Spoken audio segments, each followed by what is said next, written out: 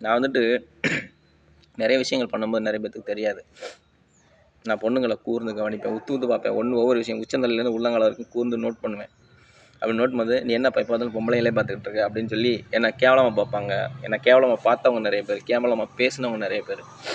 அப்படி பார்த்ததுனால, பேசுனதுனால நான் திட்டு வாங்கி தான் இவ்வளோ விஷயங்கள கற்றுக்கிட்டேன். பிரச்சனை சந்திச்சு அடி வாங்கி எனக்கு வந்து கற்றுக்கிட்டேன். அது மாதிரி பல்லையாவனம் சில இடத்துல உயரமாக இருக்காங்க, சில இடத்துல குள்ளமாக இருக்காங்க, சில இடத்துல ஒல்லியாக இருக்காங்க, சில இடத்துல குண்டாக இருக்காங்க, ஒவ்வொரு மாதிரி இருக்காங்க, சில நடுத்தரமான உருவத்தில் இருக்காங்க.